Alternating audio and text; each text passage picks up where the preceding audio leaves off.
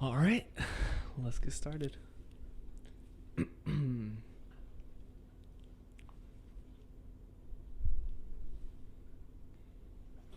right. Welcome to a new episode of Monkeys with Mouths. Sorry I've been gone for so long. I've been out of the country. I've been sick. I have been to the hospital.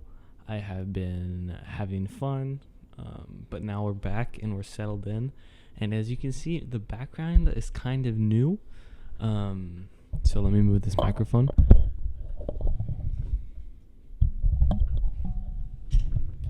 But as you can see, I have three paintings there actually. Hold up, let me fix the mic because I moved it and I messed it all up.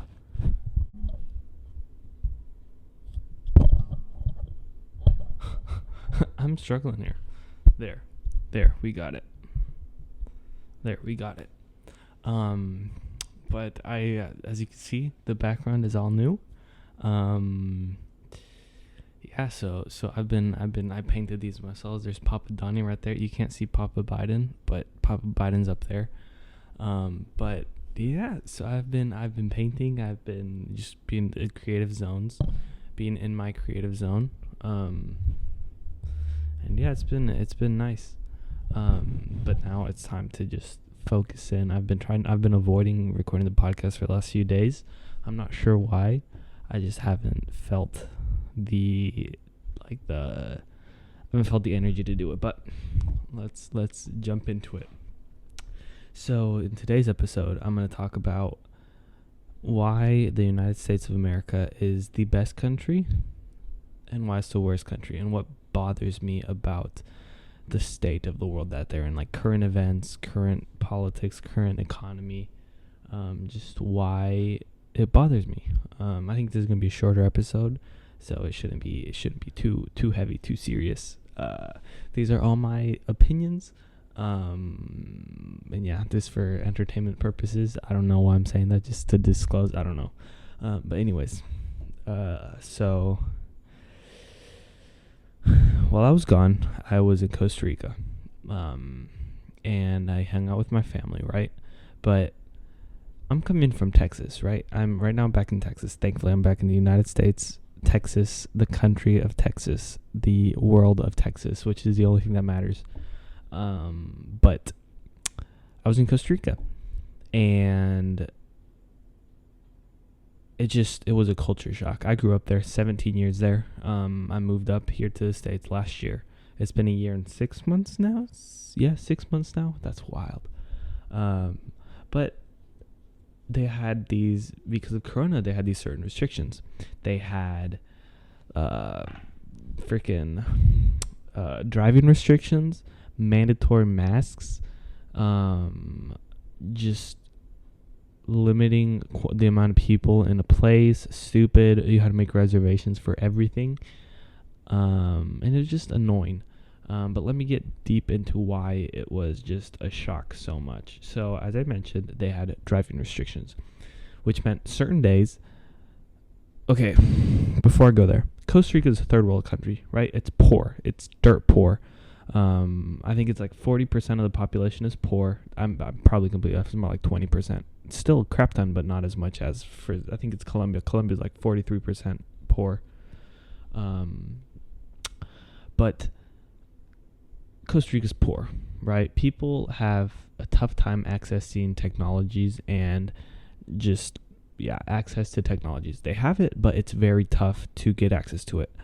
And so the government has implemented this driving restriction in which they have to, by use of social media and the news, they have to figure out what days they're able to drive and what days they're not able to drive.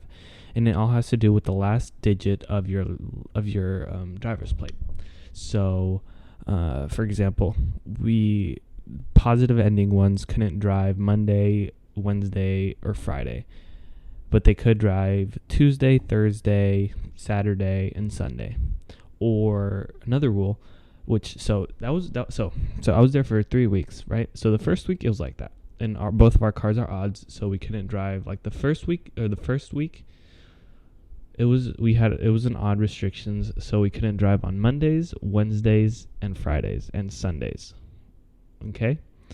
But then the week after that, the second week that I was there, they switched it. They switched it to, if your license plate ends in 1, 2, or 3, you can't drive Monday. If it ends in 4, 5, 6, you can't drive Tuesday. Something stupid like that. Like, I don't even know. I don't know how people like kept that in mind or even knew how to figure that out, but they had that restriction, right? So it's just stupid because, okay, it's stupid. Like, you may say, oh, it can be used to protect corona because corona cases are increasing. Well, the public buses are still open. The public buses are huge. Like, that's the main way people travel, but they're still open, full capacity. I saw 2 buses drive right next to each other, full of people. It's kind of, it's nonsensical. Like, where does the logic play in these people accepting, hey, we're not going to let you drive in your own personal cars, which probably are more sanitary than a public bus, which is never cleaned because the country does not have the resources to clean it.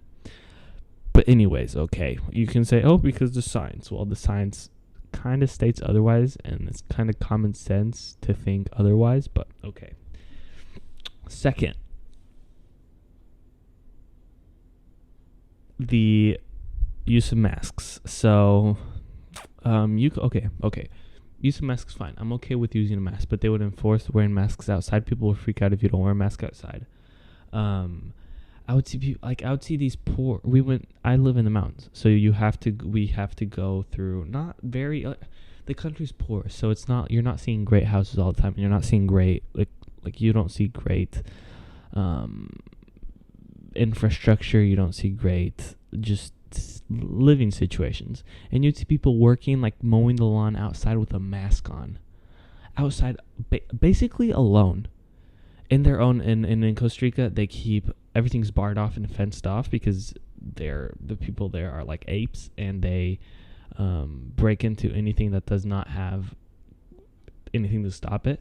For example, there's no self-checkout. That's not even a thought, because if that was a thing, everybody would steal. Like, that's the mentality in Costa Rica. But there were people wearing masks outside, mowing the lawn alone, getting sweaty. And then I would see them like fidget with the mask, dirty hands, fidget with. It's pointless. The CDC says that if you take it off and don't sanitize your hands, putting it back on, it's contaminated and you're done. Like, I can pull up the receipts. Or that's at least how I was informed last, looking at CDC guidelines on how to properly use a face mask, okay? Fauci probably messed all that up because he's a dummy. But anyways, so it was just like cold thinking. Then vaccinations, right? I'm not anti-vax. I think get your vaccine. Go to your doctor and ask your doctor if you should get the vaccine. And so we did that. I don't think I'm going to get it. I don't need it. I'm healthy. I'm young. I took blood tests and everything because I've been dealing with chronic fatigue. I'm on medication now, which is kind of nice. I'm not sure if it's helping. Anyways, I'm healthy, so I don't think I'm gonna get it. And I kind of just want to wait out to see what the effects are gonna be. And I don't think that the government should be mandating me to get something that I don't want to get necessarily. They shouldn't have to force me to get anything just because they want things to go back to normal. Like, that's not the role of the government. The government shouldn't force you to do something. Okay, let's get that out of the way. So, everybody who has the means are just going to other countries, coming to the States primarily, to get the vaccine. They're flying up here and they're wanting to get the vaccine, and they get the vaccine. They get Johnson & Johnson, or some of these people get Pfizer and they fly up twice, which is unheard of ever in the history of the world. People flying up twice to the States from Costa Rica in the span of a month. Like, that's unheard of common people.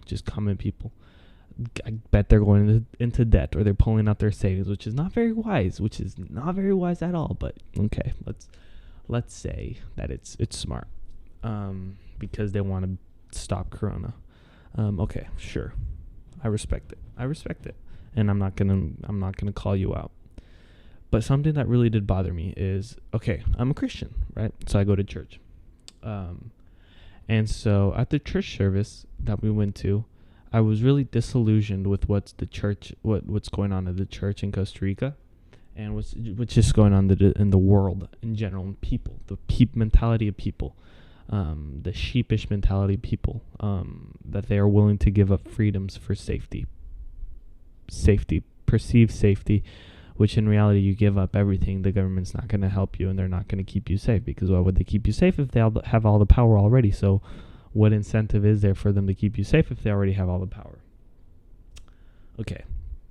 But people, or the church, so we went to this church, right? It's called, I don't know, like Abundant Life, something like that. And we went to this church, and I walked in. Okay, everybody was wearing masks. Everywhere had places to wash hands. Okay, so I washed my hands. I walked in. They would give, every single place had alcohol and gel. Okay, I put it on. It stunk, but I put it on, and I had a mask on, right? I walk in, and there's not even 25% capacity. It's more like 10% capacity. There's chairs more than 6 feet apart, with groups of family. So the biggest group that was there was probably 6 people, and everybody had masks on, which okay, but everybody social distanced. Use some masks, okay, right? Okay, that was fine. That doesn't bother me. I respect it. But then I saw the singers. The singers had literal plastic. Like, have you seen when you go to a church, you see the drummer? The drummer usually has a plastic surrounding around them to keep the noise kind of diluted and not to out noise everything else. And so they had that. Both singers had that just in front of them, like a plastic screen. It was maybe 7 feet tall. Keep in mind, or 6 feet tall. Keep in mind, these people are relatively short. Their average height in Costa Rica is like 5'6", 5'7", probably less. So these people are shorter, but they have this giant screen in front of them. Okay, that's fine. They're singing. They're singing their heart out. That's fine. I thought it was stupid. Because there's still like 12 feet of distance between them and the people sitting in front, and they're on a platform maybe 3 feet high. But they're still 12 feet away from people in front of them. So they don't need to do that. But I'm guessing the government's mandating them to do that. That's the only way that they can stay open and worship. But then they bring out children. They bring out kids 5 years old to maybe 10 years old. 15 kids. Right? Probably more. Probably like 20 kids, let's say. 19 kids. I don't know. But these kids are all wearing masks, and they start playing songs. They start playing music. I didn't notice this because I was just infuriated because all these kids, they're kids. I researched this. It was from the, not St. Jude, but it's like the Catholic, what is it? St. Thomas. It's some research center, St. Thomas Catholic Research Center, St. Thomas, or I don't know. I forgot what it was. But they said that children from 5 to 15 years old have a 0.0003% chance. My number may be off, but it's either 0.0003 or 0.001. Minuscule. And these kids are wearing masks. Okay. I guess you have to comply with what the government tells you to do in that scenario. You respect it to a point. But then they start doing sign language. I didn't notice this because I was just infuriated, but because I thought that it's child abuse. It's child abuse to muzzle these children, these poor children. What are these kids growing up in? They're not seeing human face. They're not seeing faces. They're not seeing their mother smile. They're not seeing their fathers. They have no key of human, just because it's important to be able to see people's faces. It's important to see people smile. Women's smile are the prettiest thing. Andrew Clavin said it best. He said, like, men are being deprived. Okay, this sounds weird, but men are being deprived of the beauty of women's smiles. I bet women are glad that they don't have to see men because men are freaking apes and they're ugly. But men are being deprived of women's smiles. I'm not trying to be perverted or anything, but it's true. Women have beautiful smiles. And so I feel bad for these kids because children are not being able to see the face of their parents smiling at them and just congratulating them. And the parents aren't able to see, like, these kids. They're not able to see the joy because half of their faces cover up. You can fake a smile with just your eyes, so it means nothing. It's really sad, and it really bothered me. And so that comes in, like, okay, the church. This is what bothered me a lot. Okay, I'm just gonna be ranting. But the church is supposed to preach the gospel, right? They're supposed to preach what Jesus, make disciples of all nations, follow the teachings of Jesus. And Jesus teaches that, hey, you need to submit to the government. But if it restricts you from teaching and from helping other people and from just making disciples of all nations, there you say, hey, we're not going to stop preaching just because the government is telling us to do. You don't give that up. You don't give that. Once you don't give up your right for worship. That's unheard of. That's wild. That's censorship. That's oppression. That's why the United States left, or the Pilgrims left Britain, because they wanted a place where they could worship freely, because they were being oppressed and silenced by the Catholic Church and by the British king, the monarchy. But there's a point, in what bothered me the most was in the teaching, the pastor was talking about how they were suffering financially, right? Well, it's because you're closing down 70%, 80% of your church capacity because you're scared of some virus. Well, I don't think Jesus stopped preaching because he was scared of death. He died preaching. He died because he taught. He died because he didn't follow the law. So as a church, you're supposed to fear. You should not fear coronavirus. You should fear not preaching the word. You should fear God. God's gonna judge teachers harsher. It says it in the Bible. I'm not sure which verse, but it's like the teachers are gonna be held to a higher standard. And these teachers, and I'm young. I'm 18. Okay. This is my opinion. I can be absolutely wrong, and that's fine. I will accept that I'm wrong. But I think I'm coming from a Christian perspective and a righteous perspective. I'm not trying to be prideful or to judge. I'm not trying to judge, because I'm imperfect. I am not perfect. I have no right to judge, and I'm not judging. I'm just saying, this isn't right. I'm like Paul. I'm not like Paul, but the way Paul stood up to Peter, for example, how Paul called Peter or he didn't call him, but he basically called him a racist hypocrite because he wasn't sitting, or he was, I don't know what he was doing. He left because Gentiles were sitting, or dirty people were sitting. I don't know, something stupid like that. But Paul called him out, being like, hey, you're a hypocrite. You need to stop doing that. Your teachings do not align with your actions, so you need to change your actions to align with your teachings. So I'm not trying to judge, right? But the church is not supposed to bend the knee. You don't bend the knee to the government. If the government's telling you, hey, you need to stop preaching, and if you can't, then we're going to put these restrictions on you, and if you don't, we're going to fine you, we're going to put you in jail, you deal with that. If they close a building down, you go to a soccer field, there's soccer fields there, or you go to the street to preach. You don't just bend the knee to the government. And I liked the church they were doing as much as they could with this. They were giving out, I think they gave out 100 Bibles. They were helping. They fed 20 families in need that week. They gave them meals. They were serving the community, and I respect all that because they're doing the most that they can in the situation that they're in. But they shouldn't be in that situation because they shouldn't follow orders by a authoritarian government that's restricting what they teach. For example, China. There is a public Chinese church, okay? There's a public Chinese church, but guess what? The government can tell them what to say and what they can't say. Why do you think that there's so many secret Chinese churches?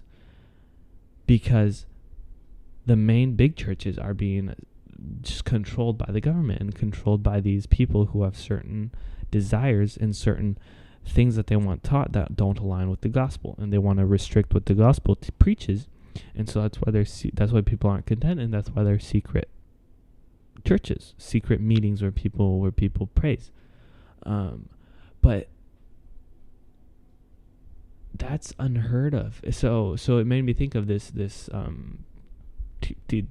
pastor in Canada, right? Canada's an authoritarian crapple. The prime minister said that he wished, or he didn't say, but he basically implied that he wished that Canada could be like China, where they could take drastic measures to control coronavirus. Like he applauded China for the job that they've done, and that they were able to control this virus because they were able to implement harsh measures. That's paraphrasing what he said. He said, "Hey, I wish we were like China, because then we could take control of the situation and stop this virus once and for all." Okay, he's saying that he wants to be a communist. Okay, anyways, Canada's an authoritarian crapple. But there was this pastor, and this pastor was teaching, and he was preaching throughout the quarantine, or throughout lockdowns. And in Canada, it's super, like, it's ridiculously oppressive. But this pastor, I think he was fined multiple times. His church was closed. The church was like locked up. It was fenced up. So the pastor gave preachings in the driveway or in the parking lot, and everybody was in their car, and he got arrested. My time frames may be off, but he got arrested, and now he's fighting legal battles against the Canadian government and against just what he's fighting legal battles because it's absurd what they're doing. And so I respect what that pastor did, because he didn't bend the knee to these, because he knew, like, hey, Jesus didn't die because he followed the law. He healed somebody on the Sabbath. Those were laws set in place by the old covenant. These were traditions upheld by these people, which were strictly enforced by the Pharisees, which were backed by Roman soldiers. So these people are bending the knee, and people are spineless. That's what I've come to see. People are spineless. They're willing to give up freedom for security, for a perceived security. That's not going to happen. That's unrealistic. You're not going to be safe if you give somebody else all the power and all the control of your decisions in life. You're not going to be safe unless that one person is somebody who's incorruptible and perfect, and that's God and Jesus, because they're the only ones who cannot be corrupted and who cannot take advantage of us, because that's not his goal. God's goal is not to dominate us. He's freaking God. He already does, but that's not his goal. He's not there to be corrupted by power, and he's not corrupted by the power that he wields against us. And so the church, it really disillusioned me with the church, and then it made me think about how the church is just failing and how America is just failing, because people are losing values of freedom, and they're losing values of hard work and resourcefulness and for basic freedom. I came to this realization that people are willing to give up freedom for comfort. Comfort has been the biggest curse to this world, and social media as well, especially in the United States, because in first world countries, comfort is going to lead to downfall of this nation. People aren't willing to go through hard times anymore. People aren't willing to go through a tough time because they're scared. They're scared to fight against racist practice where they at work, where they take people and they're like, hey, we're gonna give you a lesson on why white people are oppressive and white people are evil, but black people are good, Latinos are good, Asian people are good because they're minorities, but white people are the devil, and they're the root of evil in this world, and they're the original sin. White people perpetrating oppression is the biggest sin and the biggest evil that has ever happened in the history of the world. And they need to be dominated, and they need to be censored, and they need to be punished, and they need to pay all this wild stuff. People are willing to go through that because they're comfortable in their job, and they're scared that they're going to go through a little tough time financially. And it's probably easy for me to say because I'm basically independent. I don't pay bills, thankfully, because of the great people I live with. I live with family, and they're incredible, and they don't make me pay bills. But so it's probably easy for me to say because I don't have to struggle with raising a family, for example. But if you're willing to give up your freedom and your autonomy for comfort because you're scared of tough times, then you don't deserve to live in the nation and the country of the United States of America. And if you complain about oppression in the freest country in the world, please go to a different country. Please leave. You talk about how you want to fix this country. Okay, well, how about You say you wanna have universal health care. Well, please go to Costa Rica. Please break your knee, then go to Costa Rica, and let's see how long you have to wait. You have to wait years to get in line. Go to Canada. Please go to Canada and figure out and break your knee and go get blood tested. Go fix your knee. Go get your teeth fixed. You won't be able to in a reasonable amount of time. So people, because of the comfort, people have found different ways and different, because of comfort and because of the rejection of God and rejection of moral absolutes, that has slowly affected the nation, and they have changed. Politics is a new god. Politics is a new god. Politics is an idol. It takes up people's lives 24/7. They're worried about everything. The craziest thing that I've ever heard is a friend of mine. He basically said, I'm so relieved because I don't have to wake up every day and be stressed out because of President Trump's actions and what he says. Like, if you're stressed out because of what somebody says, what this dude says, your priorities are in the wrong spot. Like, your worries are in the wrong place. And if you're worried about what this dumbass does up here, Joe Biden, then your priorities are also in the wrong place. You can be worried, but if you're stressed about it, and if you're anxious about what they do, and if you have mental problems because of what they do, dude, turn your phone off for once in a while. Jeez, like people lose sense of reality and suffering because they live in this wonderful country. And I love this country. I love Texas and Texas only. Well, Florida, I like Florida too because they're also really free.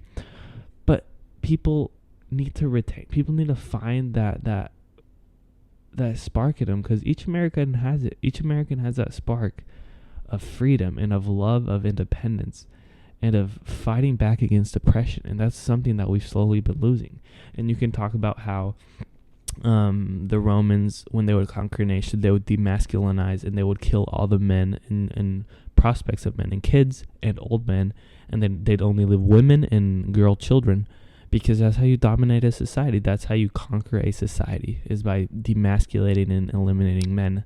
And that seems to be what's happening. There's the whole talks of toxic masculinity.